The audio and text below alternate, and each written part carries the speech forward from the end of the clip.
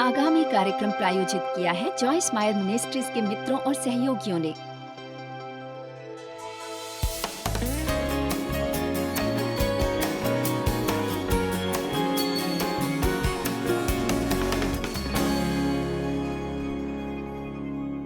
शैतान हर उस चीज के विरुद्ध होता है जो धर्म, शांति, आनंद, प्रेम, उदारता, करुणा, दया से संबंधित होती है।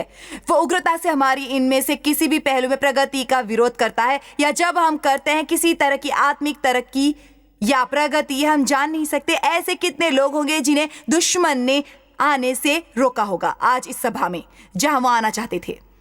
मेरी सलाह मानिए, कृपया इतने समझदार बनिए कि इस सप्ताह इस विषय पर गौर कीजिए और अभी एक फैसला कीजिए। शैतान, मैं इनमें से हर सभा में जाऊंगा, चाहे मुझे चलना पड़े, चाहे मुझे टैक्सी में जाना पड़े या फिर रेन ना पड़े, मुझे परवाह नहीं। चाहे मेरा हर मित्र मेरे साथ चलने से इनकार कर दे, मैं जरूर जाऊंगा।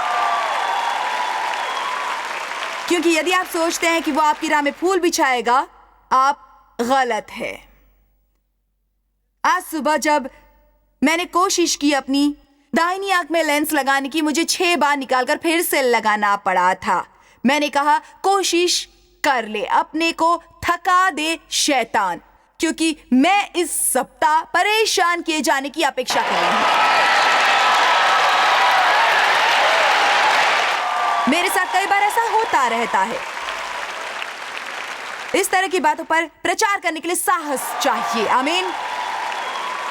अब जब हम दुश्मन के साथ अपनी लड़ाई लड़ते हैं, हमें याद रखना चाहिए कि हम लड़ रहे हैं विजयी होने के लिए नहीं, बल्कि विजयी होकर। यह लड़ाई और रण को पूरी तरह बदल देता है। यदि हम समझते हैं कि हम किसी तरह की विजय प्राप्त करने की कोशिश नहीं कर रहे, हम पहले ही विजयी हो चुके हैं। मैं सचमुच महसूस करती थी कि मैं पराजित और हार चुकी हूं। मैं टूटी और बुरे हाल में हूं। मैं ये नहीं जानती थी कि मुझ में रहने वाला उससे महान है जो दुनिया में रहता है। हम कुछ वचनों को देखने वाले हैं क्योंकि मैं आपको कुछ दिखाना चाहती हूं। यूहन्ना 4:4। हम हर वक्त इस वचन का उदाहरण देते रहते हैं। हे बालों को, तुम परमेश्वर के हो, तुम उनकी संपत्ति और तुम में पहले ही उन पर जय पाई है, शैतान के दूतों पर, क्योंकि जो तुम में है वो उससे जो संसार में है बड़ा और शक्तिशाली है। क्योंकि जो तुम में है वो उससे जो संसार में है बड़ा और शक्तिशाली है।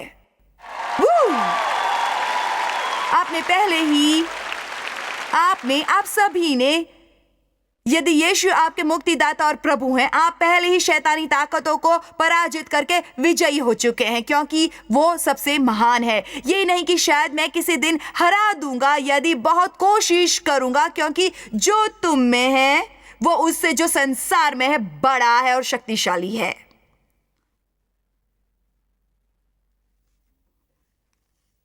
यदि ये सच है तो मुझे ये समस्याएं क्यों है? मुझे गलत मत समझिए, मैं जानती हूं कि हमारी समस्याएं दर्दनाक हो सकती हैं, परंतु हमें अपनी समस्याओं पर ज्यादा ध्यान नहीं लगाना है। हमें ऐसा करना चाहिए, हमारी समस्याएं इतनी महत्वपूर्ण नहीं होती जितना हमारा व्यवहार होता है जब हम उनसे गुजर रहे होते हैं। क्या आप में से किसी ने मुझे सुना? मैंने कहा हमारी समस्या उतनी महत्वपूर्ण नहीं जितना हमारा व्यवहार होता है जब हम उसमें से गुजर रहे होते हैं, क्योंकि परमेश्वर ने हमें जो शक्ति दी है वो है कठिन परिस्थितियों से गुजरने की और उस दौरान पवित्र बने रहने की।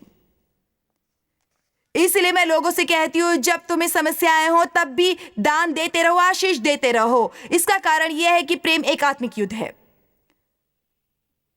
मैं सबसे उच्च तरह का आत्मिक युद्ध है। जब आपको महसूस हो कि किसी ने आपको बहुत दुख पहुंचाया है और आपका रोम रोम लहूलुहान और जख्मी है, और आप उद्देश्यपूर्वक जाकर किसी अन्य के लिए कुछ करते हैं, यह बिल्कुल ऐसा है जैसे शैतान को घायल करना। रोमियो 8:37। हम सभी इससे काफी परिचित हैं। हम मसीह के द्वारा जयवंतों से बढ़कर हैं। यह नहीं कि हम होंगे, हो सकते हैं या शायद होंगे, हम जयवंत से बढ़कर हैं। जयवंत से बढ़कर वो स्त्री होती है जिसका विवाह एक ऐसे पुरुष के साथ होता है जो पैसे कमाकर घर लाता है और जिन्हें वो उड़ाती रहती है। जयवंत से बढ़कर होने का यही अर्थ है। ये एक चुटकुला था, आपको सुनकर हंसना चाहिए। कुलुस्सियों 1:13,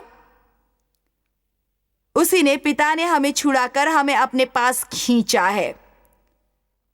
ये नहीं कि शायद कि वो किसी दिन खींचेंगे, उसी ने, पिता ने हमें अंधकार के वश से छुड़ाकर अपने प्रिय पुत्र के राज्य में प्रवेश कराया।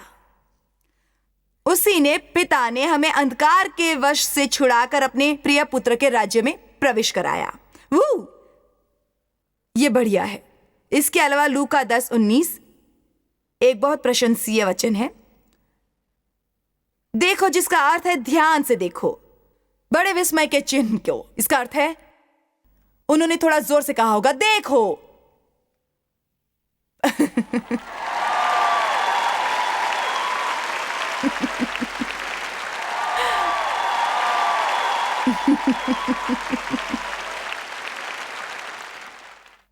परमेश्वर मानो इशारा कर रहे हैं,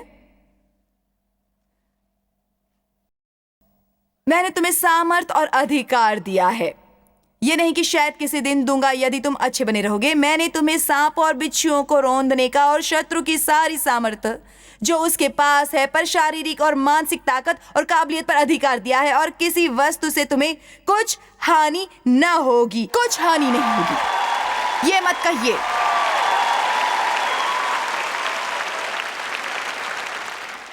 ये मत कहते फिर ये दुनिया बहुत बुरे हाल में है, कुछ नहीं हो सकता, क्या करूं क्या करूं। मेरी बात याद रखिए, हम वो लड़ाई जीत सकते हैं जो हो रही है केवल इस तरह से कि हर व्यक्ति जो अपने को यीशु मसीह का चेला बुलाता है, यदि वो दुनिया के अपने छोटे से हिस्से में जाएगा और अपना प्रकाश चमकने देगा। यदि हम ऐसा नहीं करेंगे तो इसकी आशा नहीं रहेगी। हम युद्ध में कभी विजय नहीं होंगे। हम गिरजे में बैठकर हर रविवार सुबह ढेर सारा वचन सुनेंगे परंतु उस पर अमल नहीं करेंगे। आमीन। और उन अविश्वासियों का क्या करें? उन्हें प्रेम से राज्य में लाओ। मैं ये नहीं कह रही कि लोगों को अपना इस्तेमाल और शोषण करने दो, परंतु हम भटके हुओं की सेवा द्वारा उन्हें जीते हैं और बहस नहीं कर सकते सच्चे अपरिवर्तित प्रेम से। आमीन। असल में ये इतना कठिन नहीं है, आपको केवल सोचना आरंभ करना है। लोगों की बातें ध्यान से सुनिए। मैं आज आपके शहर में एक फर्नीचर की दुकान में थी, एक छोटी सी दुकान जिसमें सजावटी वस्तुएं और कुछ फर्नीचर था, और मेरे पास एक कप स्टारबक्स कॉफी थी। और उस व्यक्ति ने कहा, वो कहता रहा, ये कॉफी मुझे दीवाना बना रही है। उसने कहा, मुझे एक कप कॉफी चाहिए, और मुझसे सहन नहीं हुआ। अब क्योंकि मैं प्रेम पर चलने का अभ्यास करती हूँ, ऐसा नहीं हो सकता कि मैं वहां आकर तुम्हें सिखाऊं परंतु खुद ना करूं। इसलिए मुझे एक विचार सूझा कि मेरे साथ कुछ लोग थे। मैंने कहा, इनके लिए एक कप कॉफी ले आओ। मैंने उनसे पूछा, क्या आपको कॉफी पसंद है? उसने कहा, जी बहुत पसंद है, मुझे बहुत पसंद है। मैंने पूछा, आप कैसी कॉफी पीते हो? उसने कहा, बिना दूध की। तब मैंने कहा, हम किसी से आपके लिए कॉफी मंगवाते हैं। उसने कहा, नहीं नहीं, आप कष्ट मत कीजिए। मैंने कहा, मैं ऐसा करना चाहती हूँ। उसके बाद उसने हमारे साथ आए लोगों में से एक से पूछा यहाँ आने का कारण। उसने बताया। तब उसने कहा, दरअसल वो मेरे घर के पास है, मैं वहां जरूर आऊंगा। मैं नहीं जानती वो यहाँ है या नहीं, पर एक बात कहूं, आपको हैरत होगी लोग कितनी आसानी से आपको स्वीकारते हैं यदि आप ऐसा व्यवहार करते हैं जैसा होने का दावा करते हैं। आमीन। मैंने उसे सुसमाचार का कोई अंश या धार्मिक प्रवचन नहीं बल्कि एक कप कॉफी दी।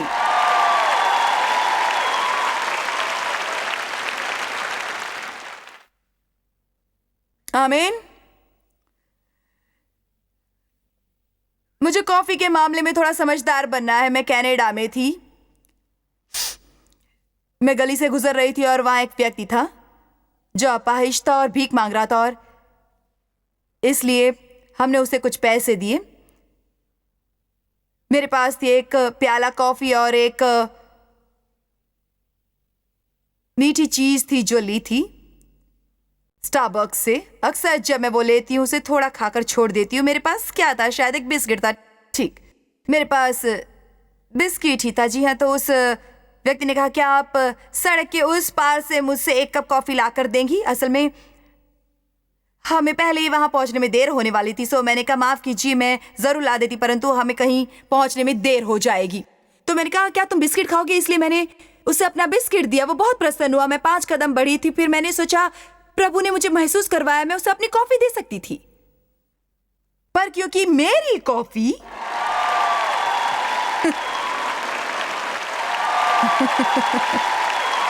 अक्सर ऐसा होता है।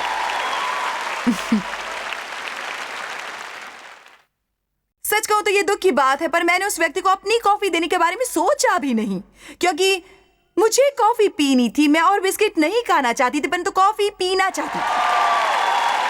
आप समझ रहे हैं मैं क्या कह रही हूं? मेरे सामने 2 रास्ते थे। मैं उसे अपनी कॉफी दे सकती थी, जो थी दूध की सही मात्रा के साथ बनी मेरी पसंदीदा कॉफी, या मैं उसे कॉफी लाकर दे सकती थी चाहे मुझे अपनी नाव में पहुंचने में देर हो जाती, पर मैंने उसे कॉफी लाकर दी।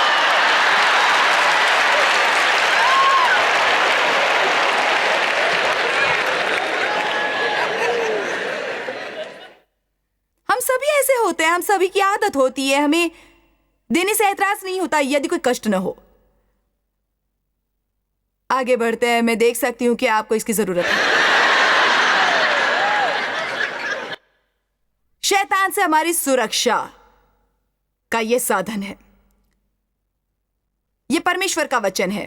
वो है इसे जानना, इससे प्रेम करना, आज्ञा पालन करना और उसके विरुद्ध इस्तेमाल करना जब वो तुम पर वार करें।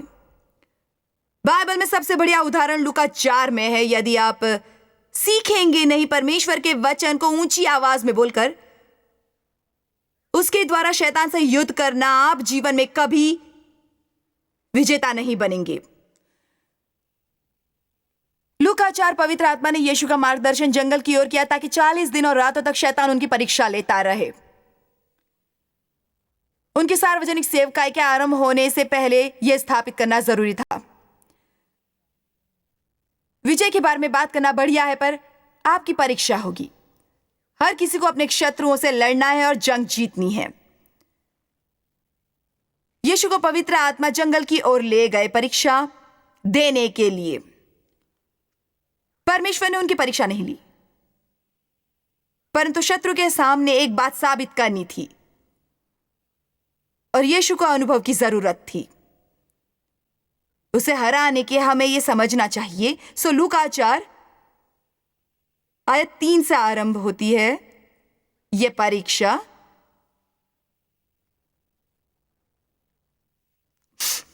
और शैतान ने उससे कहा, शैतान बात करता है उस तरह जोर से नहीं जैसे हम सब कर रहे हैं, पर वो आपके मन में विचार डालता है और कई बार वो आपसे अन्य लोगों द्वारा बात करता है। जब पतरस ने यीशु से कहा, आपको नहीं जाना चाहिए यरूशलेम और अब वो सब कष्ट नहीं उठाने चाहिए, क्रूस पर नहीं जाना चाहिए, यीशु ने मुड़कर कहा, मेरे सामने से हट जा शैतान। कई बार दुश्मन आपसे बात करेगा अन्य लोगों के द्वारा, कई बार उन लोगों के द्वारा भी जो आपसे प्रेम करते हैं, आपकी परवाह करते हैं और यह भी समझते हैं कि अनजाने में उन्हें इस्तेमाल किया जा रहा है, दुश्मन द्वारा दुखी करने और निराश करने के लिए। इसलिए भाइयों और बहनों, हमें प्रोत्साहित करना चाहिए, मनोबल बढ़ाना चाहिए, चाहे आपके लिए स्वाभाविक हो या नहीं। आपको सीखना है जितना हो सके हर किसी से हर अच्छी बात कहना, क्योंकि ऐसे लोगों की कमी नहीं जो मनोबल तोड़ते हैं और वो नीचा दिखाते हैं। हमें प्रोत्साहित करना और मनोबल बढ़ाना चाहिए, लोगों को अच्छा महसूस करवाना चाहिए। पवित्र आत्मा प्रोत्साहन देते हैं, आराम देते हैं, मनोबल बढ़ाते हैं। वो हमारे साथ आकर हमें शक्ति देते हैं ताकि हम अगले स्तर पर पहुंच सकें। और हमें प्रोत्साहन देने वाला बनना चाहिए। यदि तू परमेश्वर का पुत्र है तो इस पत्थर से कहे कि रोटी बन जाए। ध्यान दीजिए कि शैतान ने उनकी पहचान पर हमला किया था। यदि तू परमेश्वर का पुत्र है तो इस पत्थर से कहे कि रोटी बन जाए, क्योंकि यीशु भूखे थे, क्योंकि उन्होंने पहले ही 40 दिनों से कुछ नहीं खाया था। यीशु ने उसे उत्तर दिया कि लिखा है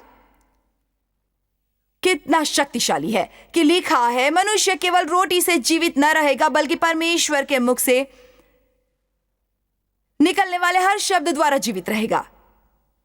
फिर शैतान ने उन्हें दिखाई दुनिया की सभी वस्तुएं। वो उन्हें एक ऊंचे पहाड़ पर ले गया और आंख झपकले जितनी देर में ही उन्हें जगत के सारे बसने लायक राज्य दिखाए। और शैतान ने उनसे कहा, मैं ये सब अधिकार और इनका विभव तुझे दूंगा, सम्मान, भव्यता, श्रेष्ठता और विशेष कृपा दूंगा। आपको लगता है शैतान आपको वस्तुओं द्वारा लालच नहीं देता? वो आपको दफ्तर में ऊंची पदवी का लालच देगा बशर्ते आप अपनी नैतिकता से थोड़ा समझौता करेंगे। नौजवान लड़की को वादा करेगा फिल्म में काम देने का यदि वो पवित्रा के लिए अपनी नग्न तस्वीर खिंचवाएगी। ऐसा होता ही है। मैं तुम्हें यह सब दूंगा यदि तुम केवल एक बार मेरे सामने झुकोगे। मुझे इसे एक बार वाले झूठ से घृणा है। एक बार, केवल इस बार। शैतान कितनी बार लोगों को फंसाता है? केवल एक बार, आइंदा नहीं, परंतु केवल आज एक बार। यीशु ने कहा, लिखा है कि तू अपने प्रभु, अपने परमेश्वर को प्रणाम कर और केवल उसी की उपासना कर। मैं तेरे सामने घुटने नहीं टेकूंगा, न एक बार, न 2 बार, न ही आधी बार। मैं प्रणाम करूंगा केवल परमेश्वर को। फिर तीसरी बार शैतान ने उनसे कहा, यदि तू परमेश्वर का पुत्र है तो अपने आप को यहां से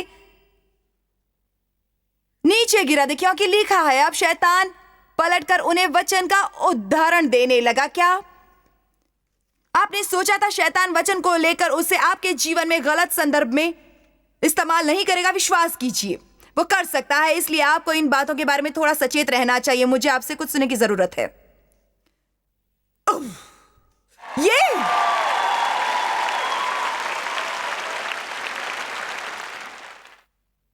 ये कुछ समय तक नन्हे मसीहों के लिए काम करता है, परंतु हमें उससे समझदार बनना है। परमेश्वर के साथ अपनी चाल के आरंभ में मैं सचमुच सफल होती थी ऐसा करके कुछ अद्भुत काम करने में। वाह, मैं देव के पास जाती, कहती परमेश्वर से क्या मांगा था, उन्होंने क्या दिया। वो कहते सचमुच उन्हें प्रभावित करना कठिन है। वो यूं कहते वाह। परंतु ये केवल कुछ महीनों तक चलता। परमेश्वर मेरे साथ एक संबंध स्थापित कर रहे थे। तब मैं उनसे कहती थी, परमेश्वर मैं आपसे जानना चाहती हूँ, तुम पर हाय पड़े हैं दुष्ट पापी। मैं कहती वो दोबारा करके देखती हूँ। आप जानते हो हम कैसे होते हैं? हम तब तक कोशिश करते हैं जब तक हमें अपना पसंदीदा नहीं मिलता। सच कहा ना? आप उन वादों के डिब्बों को जानते हैं ना? यदि आप वो निकालते हैं जो पसंद नहीं होता,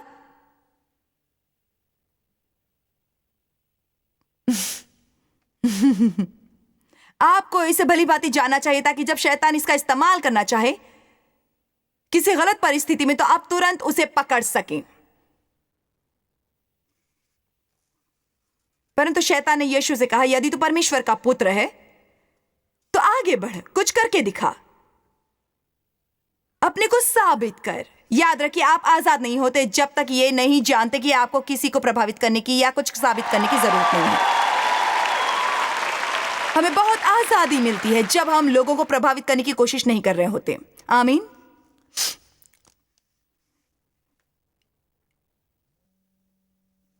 यीशु ने कहा, यह भी कहा गया कि तू प्रभु अपने परमेश्वर की परीक्षा न करना।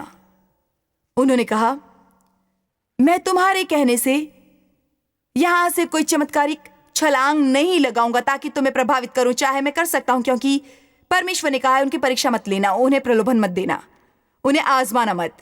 अब लूका 4 में थोड़ा आगे बढ़ने पर मैंने एक दिलचस्प बात पढ़ी। आयत 13, मैं चाहती हूं आप इसे देखें क्योंकि यह महत्वपूर्ण है।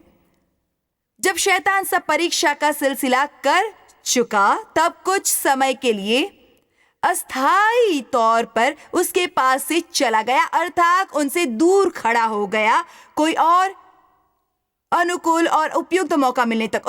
आप इसका मतलब जानते हैं, वो कभी आपको अकेला नहीं छोड़ेगा। स्थायी रूप से और पूरी तरह से वो कुछ समय के लिए दूर जाएगा। आपने कभी ध्यान दिया है कि प्रलोभन, परीक्षा और कष्ट कई बार एक चक्र के रूप में आते हैं। हम कहते हैं एक समय पर कितना कुछ गलत हो सकता है, इतना जो काफी होता है शैतान से आपको थकाने की कोशिश करवाने के लिए। बाइबल के अनुसार शैतान संतों को हराने की कोशिश करता है। मुझे विश्वास है आप में से कुछ आज ये सोचकर आए हैं बहुत हो गया परमेश्वर, मैं आप पूर्णतः हार गया हूं, थक गया हूं, और आज आप ये कहते हुए बाहर जाएंगे बहुत हुआ, मैं जानता हूं मैं कौन हूं। मैं त्याग नहीं करूंगा, मैं हिम्मत नहीं हारूंगा। मुझ में रहने वाला उससे महान है जो बाहर रहता है। मैं पहले ही लड़ाई जीत चुका हूं, मैं जयवंत से बढ़कर परमेश्वर मेरी तरफ है। शैतान चाहता है कि आप सुबह उठो और निष्क्रिय बने रहे। मैं जॉयस मायर की सभा में जाना चाहती थी, पर मेरी बिल्कुल इच्छा नहीं हुई। काश मेरी मित्रों ने साथ जाने से मना न किया होता, क्योंकि मैं अकेली नहीं जाना चाहती थी। काश मुझे कोई उपलब्धि मिलती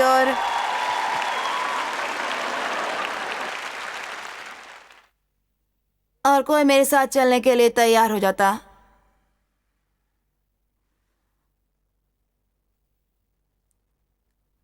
और शैतान कहता है तुम आलसी, निष्क्रिय, मंद उत्साह वाले हो। हमें इच्छाओं की नहीं दृढ़ता की जरूरत है। हमें हर दिन जागने पर पता होना चाहिए हम मसीह में कौन है। आमीन।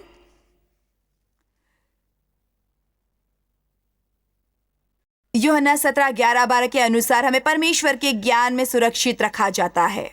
यह बढ़िया है हमारी सुरक्षा। सच कहती हूं, मैं परमेश्वर का उसके लिए धन्यवाद करती हूं जो जानती हूं, और मैं जानती हूं मुझे अभी बहुत कुछ सीखना है, पर याद रखो मैं जानती भी हूं। मैं परिश्रम से 32 सालों से इसका अध्ययन कर रही हूं। मैंने ऐसी दर्जनों को घिस डाला है। मैं परमेश्वर की कृतज्ञ हूं उसके लिए जो मैं जानती हूं, क्योंकि हम जितना ज्यादा जानते हैं, केवल किताबी ज्ञान ही नहीं, न किसी तरह की मनोवैज्ञानिक बकवास जिसके कारण आपको अपने ज्ञान पर अहंकार होता है, पर उसमें से कुछ भी आपके जीवन में काम नहीं करता। पर मेरी बात पर ध्यान दीजिए, जब आप सचमुच इसे जानते हैं और अपने जीवन में इस पर अमल करते हैं, आप शैतान के राज्य के लिए खतरा बनते हैं। जब आप सुबह जागते हैं, नरक थरथराता है। आपको घबराहट होने की बजाय शैतान को घबराहट हो सकती है। परमेश्वर का वचन एक तलवार है आत्मा की ओर। हमें सीखना है परमेश्वर के वचन को किस तरह इस्तेमाल करना है। परमेश्वर के वचन को बोलिए जोर से। मेरे पास हमारी साधनों की टेबल पर एक नन्ही किताब है जिसे हम बैंगनी किताब कहते हैं, जिसका नाम है परमेश्वर के वचन को जोर से कहने की गुप्त शक्ति। आपको समझना है कि स्वर्गदूत परमेश्वर के वचन को सुनते हैं। वो सुनते नहीं है शिकायतें, बुदबुदाना, भिन भिनाना, दोष ढूंढना, निरर्थक बात, कड़वाहट, आंकना और निंदा। परंतु जब आप कहना आरंभ करते हैं ये लिखा है और आप परमेश्वर का वचन बोलते हैं, स्वर्गदूत काम करने जाते हैं आपकी ओर से। शैतान एक धोखेबाज है। मन एक रणभूमि है। शैतान आपके मन पर हमला करता है। हमारी लड़ाई के हथियार शारीरिक नहीं, परंतु वो परमेश्वर के द्वारा शक्तिशाली और ढा सकते हैं गढ़ों को, ढा सकते हैं तर्कों, सिद्धांतों और कल्पनाओं को। ये सब मानसिक दुनिया की बात कर रहे हैं। रोमियो 12:2, इस संसार के न बनो, परंतु तुम्हारी बुद्धि के नए हो जाने से तुम्हारा चाल चलन भी बदलता जाए। जॉयस मायर मिनिस्ट्रीज में आप हमारे लिए बहुत ही कीमती हैं, जितना कि आप जानते हैं। हम आपकी सराहना करते हैं और इस सेविकाई को दुनिया भर में संभव बनाने के लिए हम अपने दोस्तों और सहभागियों को धन्यवाद देते हैं। हम साथ मिलकर भूखों को खाना खिलाते हैं, गरीबों को कपड़े देते हैं और कई देशों में सुसमाचार बांटते हैं। अपना प्रार्थना निवेदन भेजने के लिए कृपया आज ही संपर्क कीजिए joycemeyer.org पर। हमारे स्रोतों के बारे में और भी जानिए। जॉयस की सभाओं की सूची देखिए हमारे साथ सहभागी बनने के लिए, क्योंकि हम दुनिया भर में मसीह के प्रेम को बांटते हैं। इसका खर्च उठाया है जॉयस मायर मिनिस्ट्रीज के मित्रों और सहयोगियों ने।